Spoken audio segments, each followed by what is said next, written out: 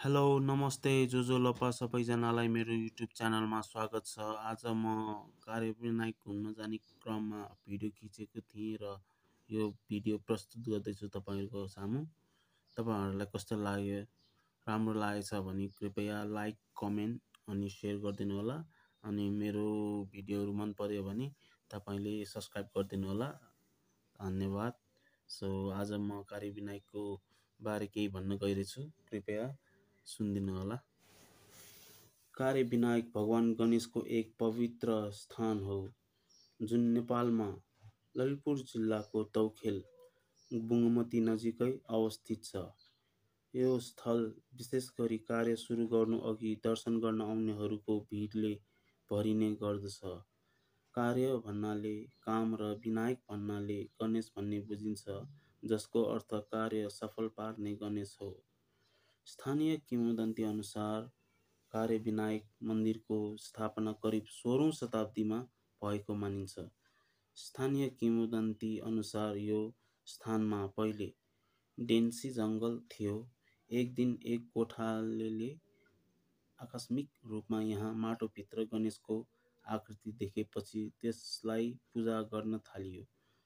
पछि स्थानीय बासिन्दाहरूले यहाँ मन्दिर निर्माण गरे। कार्यविनायकको मन्दिर परम्परागत नेपाल शैलीको छैन। यसमा मूलतः गणेशको पवित्र मूर्ति खुला आकाशमुनि रहन्छ, जुन विरलै देखिन्छ।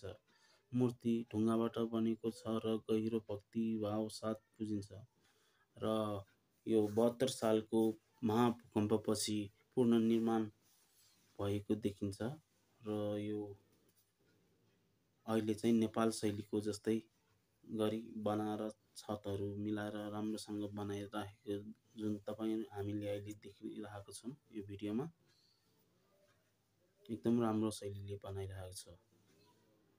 सुनको जलपहरू पनि लगाइएको छ जुन तपाईले यो देखिरहनु भएछ। मेन मन्दिर चाहिँ यही हो।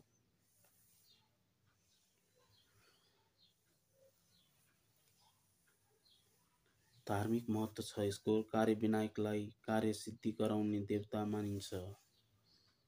मानिसहरू नयाँ कार्य सुरु गर्नु अघि, परीक्षा दिनु अघि, व्यापार गर्नु अघि, व्यापार खोल्नु अघि यहाँ दर्शन गर्न आउँछन्।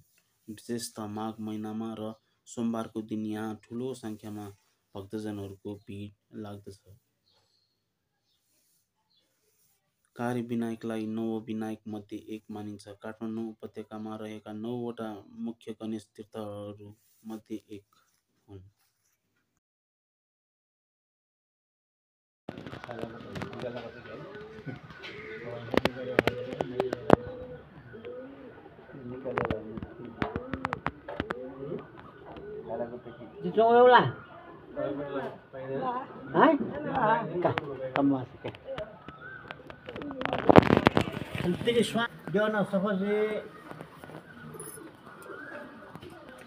यो तो सब नाचन मैले